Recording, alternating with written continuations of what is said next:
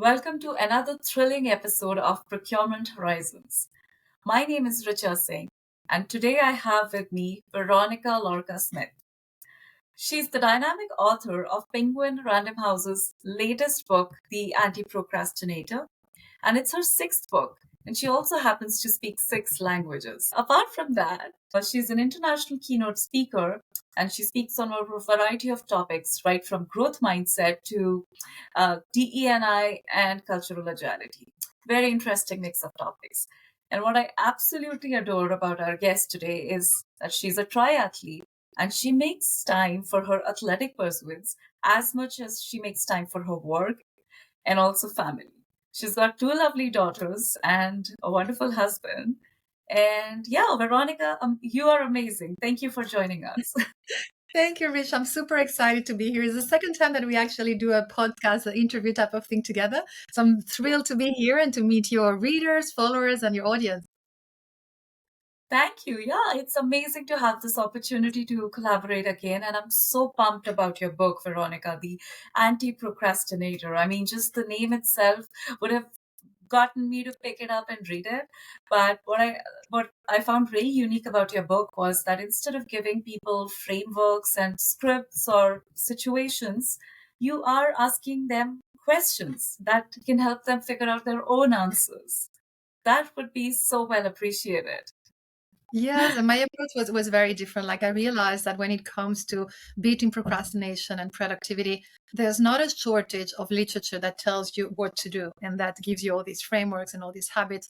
But what I realized is that very often beating procrastination and doing things that we really want to do, it goes down to us. It goes down to really understanding who we are, understanding what we want, what we really want, and also why do we want it? Because that connects us to our values. And then the second part of that is before you put the band-aid on, is really understanding where is that resistance coming from? If you really want to achieve something year after year, you have the same resolutions and February comes and 90% of those resolutions are already gone. So, what is holding you back? Like, where is that resistance coming from? So, I do ask a lot of questions like that are a little bit thought provoking for people to do the hard work and not ask for solutions outside. Solutions come from within. So, that's really the entire philosophy of the book. Wow, because I know you've had asked me some of those hard questions and I loved it. I cannot wait for more people to lay hands on this book because procurement as a profession, it's changing a lot. We're juggling with multiple priorities of our internal stakeholders and then our leadership's priorities, which can be different at times. And also we are the ambassadors of the organization to the external world because we work with multiple suppliers. So, and apart from that, like there's always this increasing risk, increasing ambiguity, shifting priorities, slower automation, all of that to deal with. So that's why all of these factors contribute to the stress of not always having that clarity. But I totally get your point on why it's so much needed. We get so lost in running on autopilot sometimes. Companies would appreciate people are able to break out of those molds and think for themselves. Absolutely. And coming into this session today, I know that your audience is mostly people in the procurement field, and I'm not an expert in procurement, but I was really trying to think how can I add value and what's the connection? And I came up with this.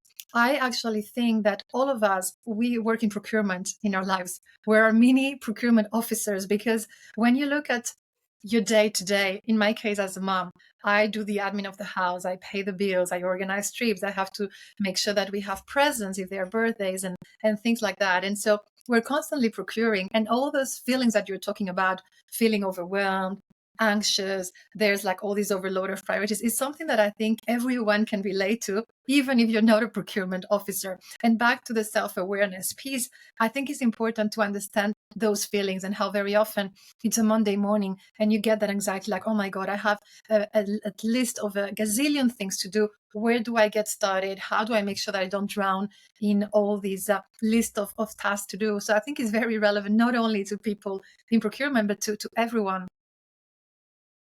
we're all juggling different things, and constantly we're looking at more things to add on, but at the same time that internal work that needs to happen. And it's not urgent, but it's something that's going to help us like year after year be there, have the right motivation. So you're right, absolutely, that it all kind of comes down to self-awareness. And you've touched upon some of the questions, but let me ask you this. What would do you think are the most thought-provoking questions? Professionals in these kinds of roles, how can they clarify their priorities and values better? One of the very basic questions is, why do you want to do something? Because very often we have a why, but it might be a little bit superficial. Let me give you an example, and it relates to you, Risha. Speaking in public and doing this podcast is something that is relatively new. Excuse me. And I believe that I was probably the first person that you did a public appearance with. And we had this conversation like, why do you want to do it? And then we started to go deeper. And it was really relating to your career and the impact that you want to make and how you want to touch people and potentially help people who want to start or develop their career in procurement. And so it's really going deeper into this why. Or, for example, in my case, I've published multiple books. For the first one, it took me a while to publish that book. And I had a lot of resistance, but I had to reconnect with my why. Why do I want to publish a book? And it really went down to my values. I want to make a living out of something that I love doing. I want to leave a legacy for my daughters. I want to be independent and have the flexibility to work on my own terms. And so asking this tough question on why do you really want something is number one. And number two is, what are you willing to give up? I think one of your questions somewhere was, how are you able to do all these things? And it's true, I do a lot of things, but I also give up a lot of things, or I say no to a lot of things. And very often it's a trade off. Like if you want to be able to exercise every day and spend time with your family and write and do all these things, what are you willing to give up? And very often it might be things like removing distractions or spend less time watching TV, but it's being very, very conscious and very, very deliberate about your priorities and how you protect them. Wow, yeah, I was wondering why did Veronica agree to do a LinkedIn Live with me? And I was thinking that yes, there were like some connection points. And of course, like your why is very closely related to my why. I cannot preach my daughter anything. I have to set the right example for her. And that drives me to do a lot of things. But also, I think about the impact beyond my daughter, and how I'm dealing with people every day, what kind of impact I'm having with people who are reaching out to me and who I'm in a position to help in some way. I used to wonder about that. Veronica, I might not be able to give her much. What you did back then, that really helped me overcome a lot of my fears. So thank you for that. And also, what you were talking about, Veronica, giving up something. I think that's something I've learned the hard way, to be honest. Like in most of my 20s and 30s, I had this mindset that I can do everything. That's how I grew up, and I felt like I don't disappointing to accept that slightly at the moment, but it made me a much more peaceful person to know that I have limitations, that I cannot do everything. Right now, it's 11:15 p.m. here, but I wanted to do this because I know we are in totally opposite time zones, and by the time I talk to you, it's better for me if my daughter has already gone to bed. And today she was not ready to sleep at all. So it's all good. She's sleeping. This is the best way to make the most of this opportunity. So you are running marathons on weekly or monthly basis. I see you doing that. And then you have two daughters. And of course, I've seen that you want to do your best. That's your driving force behind everything. And then you're a corporate speaker and you're making time to write these books that are helping people get clarity on their values. And I was just thinking that, trying to do all of this, of course, like you mentioned, that you've had to give up certain things. But, I would love to get a peek more into what kind of thinking went behind this at a macro and micro level both. Do you mean for the new book? Yes, to Or make it a to reality. manage everything, right? Yes. Yeah. So there is a question that I ask myself quite often, and I encourage and challenge people to ask themselves, and is, what do you need to be at your best? Regardless of what you're trying to achieve, like, what do you need? We're not machines, and everyone needs something different. That's why I'm very against telling people, wake up at 5 a.m. or do something for 21 days to create a habit, because everyone is different. And what is going to fill my cup is going to be different to what's going to fill your cup. But what we have in common is that we have to know what we need to be at our best so that we can do all these things. In my case, it's doing my triathlons and time with my family and writing. And for you, it's going to be something different. And so to give a little bit of a framework to help people how to answer this question, I break it down into different pillars, let's say. And the first thing is, what do you need to be at your best physically?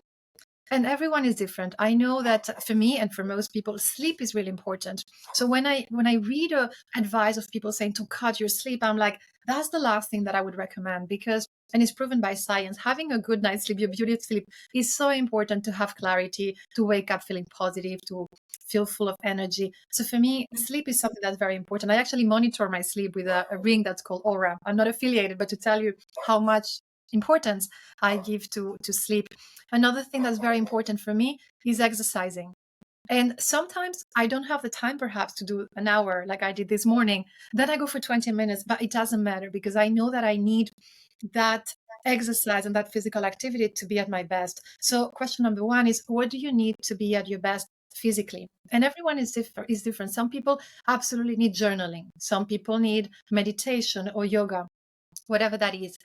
The second one is emotionally. What do you need to be emotionally at your best? And of course, family is really, really important. But something that I need emotionally to be at my best is my me time. And I tell my family and I tell my children, I said, Mommy needs me time. If I want to be the best mommy that I can possibly be, I do need to have my me time. And so it's difficult as a mom, and you're laughing because you know that it is. And so what I do is I go to bed early and I wake up early so that I have 1 hour that is peace and it's really calm and quiet before it's chaos.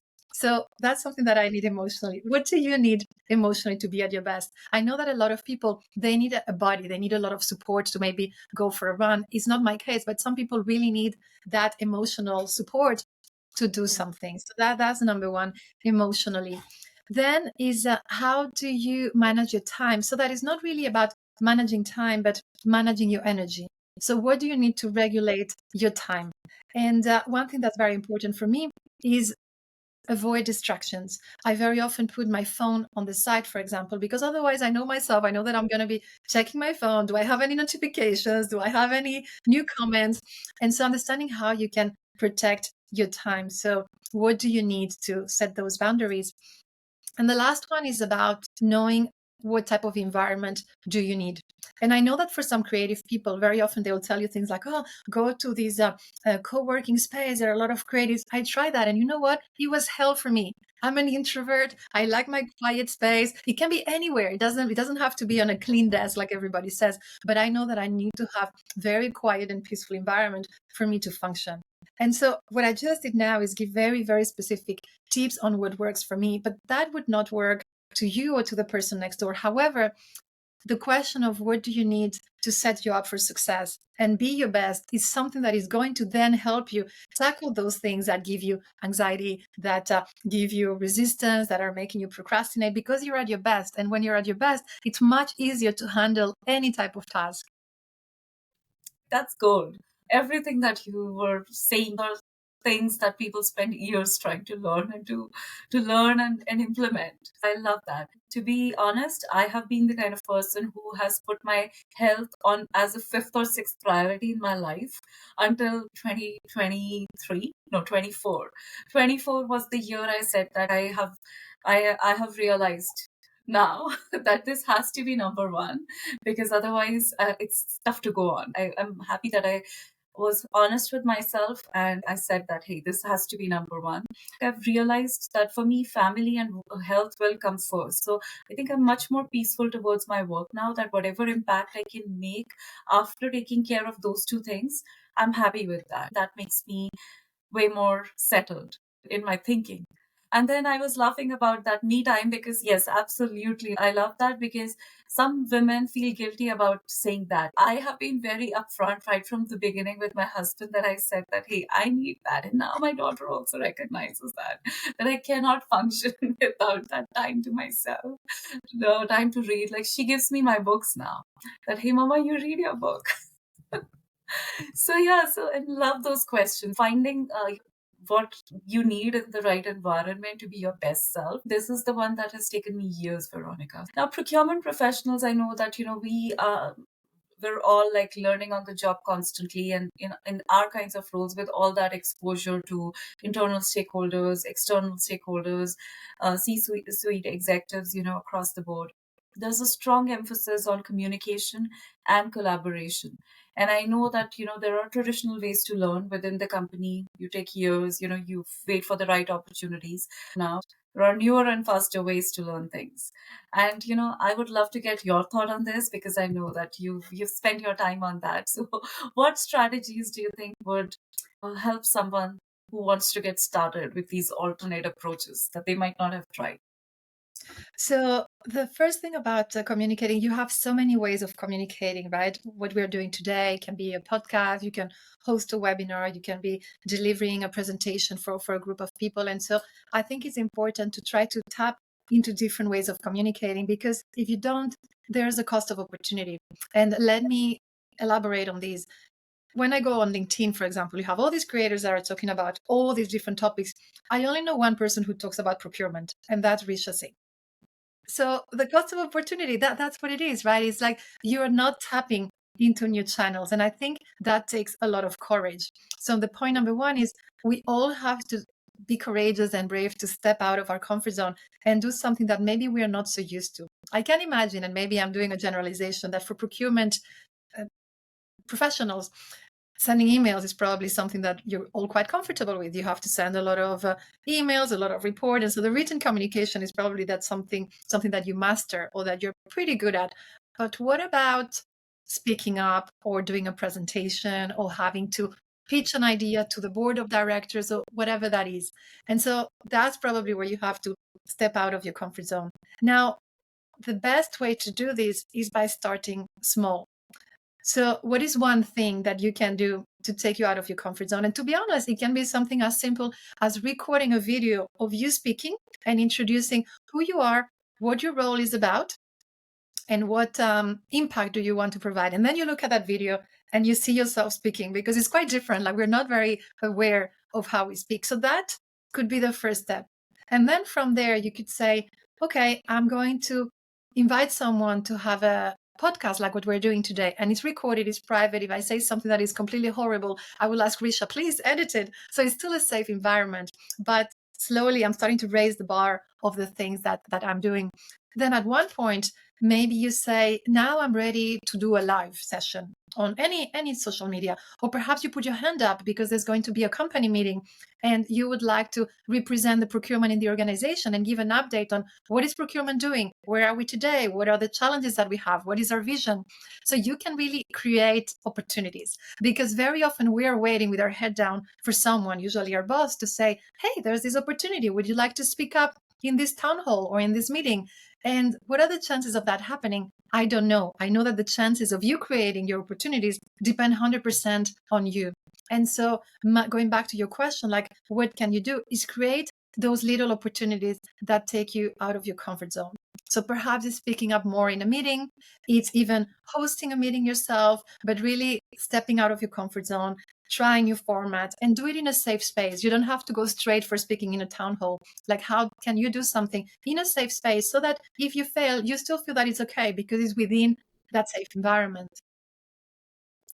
I was thinking a little bit about our first LinkedIn Live, because I was a novice. I was working on my speaking skill, but I would still not be ready to go ahead and do a LinkedIn Live. To get over that tendency to always look a certain way or be a certain way and be okay with being considered a fool for some people, that was a big liberation, when you don't have to worry about looking in a certain way or being a certain way or speaking a certain way. I think that really helps you. Totally agree with what you say. Taking those small steps, whether it's like finding those safe spaces, whether it's even recording yourself and watching yourself, I think that makes a huge difference, right? Veronica, you would have experienced that as well.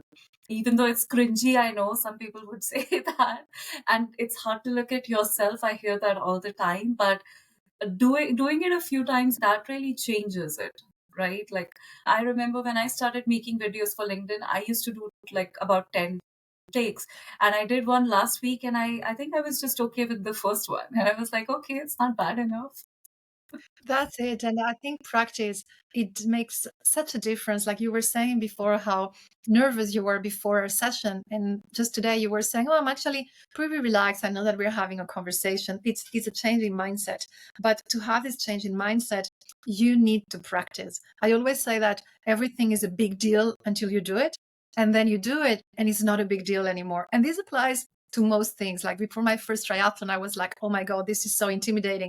And now I do them and it's not really a big deal. Speaking in public, the same is like, wow, this is so overwhelming. And then you do it. And again, today we're having a conversation like two friends who haven't talked in a while. We have a topic. We're here with the best of intent. We want to add value to the audience. So that's it, right? Like that's what helps us. But practice is what takes us to where we are today. Yeah, and I was reminded of something you told me, something that you say. That's something that me reframe. The winner's mindset is not about winning; it's about finding the win in every situation. I love that one, and I think that's so important because that's what practice is about. Like you're not okay winning today, but at least you can be objective. That hey, this is what I did well. Veronica, I also want to ask you, that you are somebody who's been very open about sharing that, you got into speaking, became an author much later in life in your 40s, like I'm also in my 40s. So yeah, I'm not saying it anyway, but I know you're very open about it. And you say that because you want to motivate people. I deal with a lot of people in procurement who might be if in their 20s and they might be thinking that, hey, it's over for me, or in 30s and thinking it's over for me. What advice would you give to these people who want to develop the right skills for the future, like storytelling, critical thinking, but also like they're down with the pressures? So, a few things. If we're talking about age, we very often say, oh, age is just a number. But in reality, age is not just a number.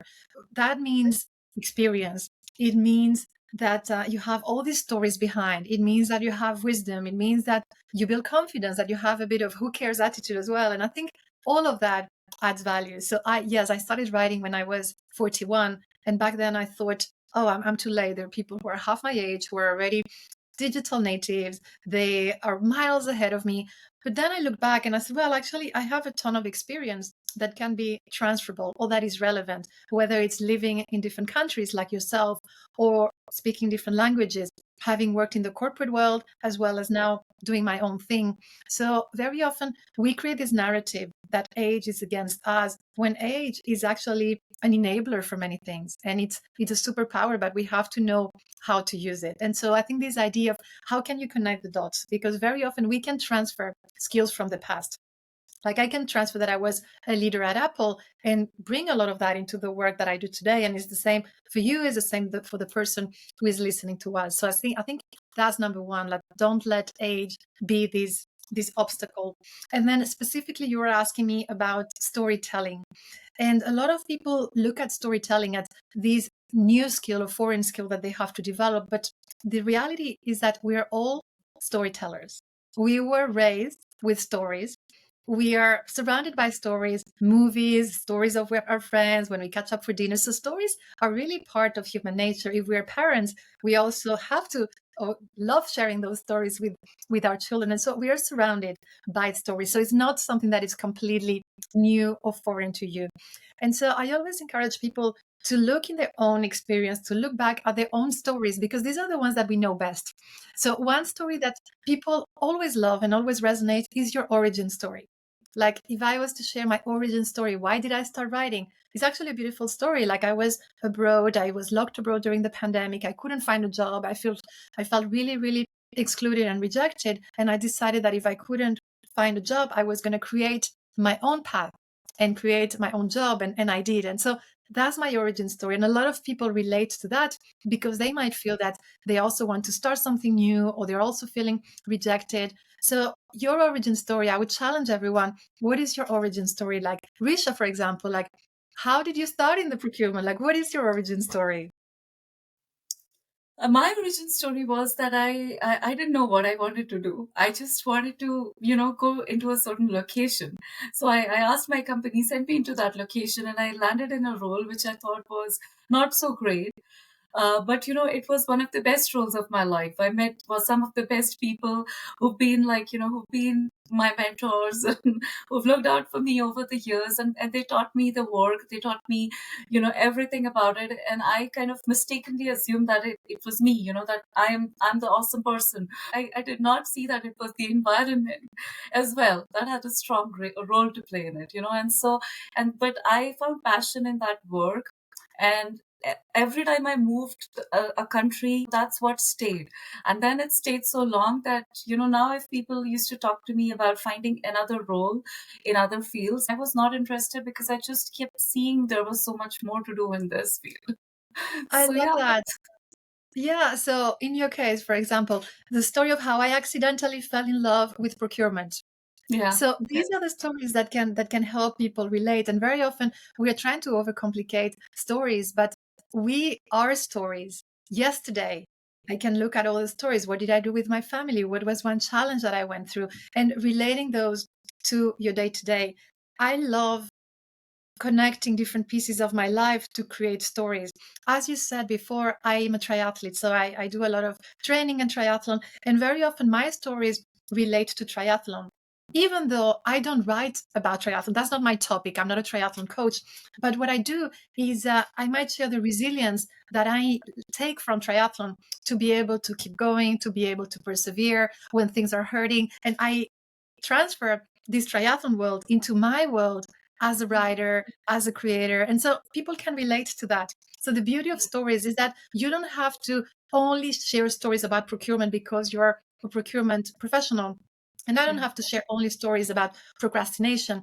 I can yeah, really get inspired by everything that I see around there and bring it to make that connection. Because what people remember the most, let me tell you, is not how much you have saved with procurement and all of that. Is really the stories. Hey, we have saved this, and as a result, we've been able to support $100,000 of an orphanage that we're supporting in Cambodia. Like these type of stories are really going to motivate people.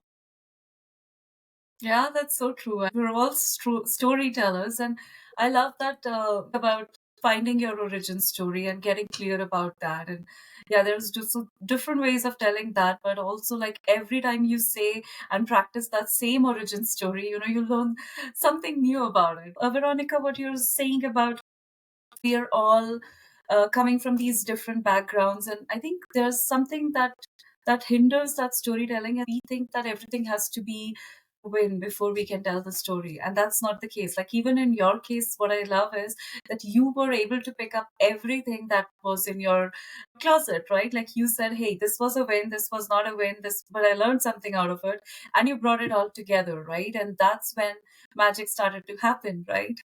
So I think that's what I would love for people to realize sooner, because that's where I see a lot of people get stuck, that they think that it has to be a certain way for that win, or it has to come out in a certain way, and it doesn't have to. Totally. And one last thing on that, a tip for storytelling and creating that story. Very often people they tell me, but I don't know what to share. And I said, then just share the behind the scenes. Let people know a little bit into the backstage. What are you working on? What are some of the mistakes that you've made? I can tell you my first webinar was not good, to the point where I thought, oh, I'll never be able to do this for a living. And I learned so much out of that. I learned that presenting in public is not just about me. In fact, it's much more about the audience. I learned that I had to be comfortable with silence. And if I ask a question and people are not answering, just let it sink in, give people a bit of space, let them breathe. I learned so many things from that webinar that did not go well. And that's what helped me deliver webinars that do go well and that clients like and participants engage. And so that's a little bit the behind the scenes. What are 5 mistakes that you made as a young procurement officer, for example? These are the type of things that AI cannot replace because it's your story, it's your experience, it's your mistakes. So you don't have to overcomplicate it. Like your stories are there, is really what you're living every day, but you do have to make that connection. Yeah, that heart piece of it, I think that's at the core, that it doesn't have to be perfect, but like you said, people connect to when they see your heart, your inner voice coming out in that story. That's what they relate to. So I want to say this, I have been reading Moana a lot every day. That's my daughter's current favorite story. So every time I'm reading that book, it's a Disney book, that she is asking me, how does Tekka is Tefiti? I don't know if you remember the story. Tefiti is the life-giving force, but Tekka is like the lava monster. So my daughter finds it very hard. She's 3.5 to understand how are Tefiti and Tekka the same person. I was like thinking about it, and I was trying to explain this to her. And then I said, this is how human beings are. Sometimes when we do things without the heart, we could be like Tegas. It's within all of us to be defeating as well as our kids also prompt us that storytelling skill. You and I, we can go on for a long time. I love talking to you, but I know we're close to the time, and I want to make sure that we are asking this one last question. So Veronica, it's slightly different. It might be a little bit uncomfortable. What was the most surprising thing you learned about yourself while writing this book? So, yeah, that's a great question. So, when I wrote this book, I actually thought I'm not a procrastinator. And so I'm going to share what I know. I'm going to share all the success stories. I'm going to, I went with this mindset. And so I did quite a bit of research about the science as well, like the neuroscience behind procrastination. And I actually discovered that I am a procrastinator. And I didn't know this. Let me explain. When I started doing like the research on the different types of procrastination and so on, I discovered the difference between passive procrastination and active procrastination. So let me illustrate this with examples. Passive procrastination is the typical example where you have to create a PowerPoint, for example, but you end up going to Netflix to watch something. So that is clearly a case of procrastination. And that's something that I don't typically do. If I have to do a presentation, I focus on my presentation. But then there's the active procrastination. And I think this is going to be very relevant in the procurement world. The active procrastination means that you create busyness. You are always busy so that you're Guilty. still not tackling the big task that is giving you the anxiety. So in this case, the presentation, but I have a ton of other things that I'm doing. I'm sending emails, I'm paying the bills, I'm booking something, I'm doing all these other things that are on the side. And so I give myself this gratification of saying, I'm busy, I'm doing things, I'm not procrastinating. But in reality, I am procrastinating because I'm actually not facing the one task that gives me anxiety, the one task that generates all this resistance. And so I realized, oh, it's true that sometimes I'm an active procrastinator, like creating a busy life. It doesn't mean that you're not procrastinating. Busyness is not always a good thing. So that's the one thing that I discovered. I can imagine that you're writing a book on that topic, and yeah, like this comes across as a realization. It's not easy to handle, but I love how the insight you've shared, because that happens so much. Like there's always burning issues to take care of, so that happens in procurement world a lot. That people get into that firefighting mode and taking care of those urgencies. One issue here, one issue there, but like our big rocks sometimes they get deprioritized. It's a common pain point. I love this discussion because I think it's the first time we talked about this book, Veronica, I remember I was telling you that I want to launch this course because I see a lot of procurement people wanting to get certain kinds of jobs, and then thinking they're not good enough, and I really want to help those people. But it was a challenge for me to bring together all of my experience of over decades into certain an actionable small thing that can help people. And it was so hard for me because every day I was trying to just delay that for some other reason, that hey, maybe this other thing needs to happen first. But yes, like trying to be real with myself every day, trying to assess that, hey, I'm still not getting closer to that and it's not finishing itself off.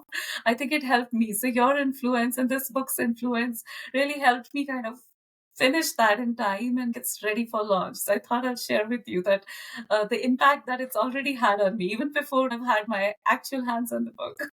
Congratulations. I'm really happy to hear that. All the best for your launch. Thank you. I know the book is coming out on 30th March. The hard copy, the Kindle copy is already out. For those who are interested, I'll put a link here with the podcast. And yeah, the hard copy is coming out on 30th March. It's a book that you should not miss because procrastination is a topic that we all like to keep delaying. Thank you, Risha. It was lovely to see you.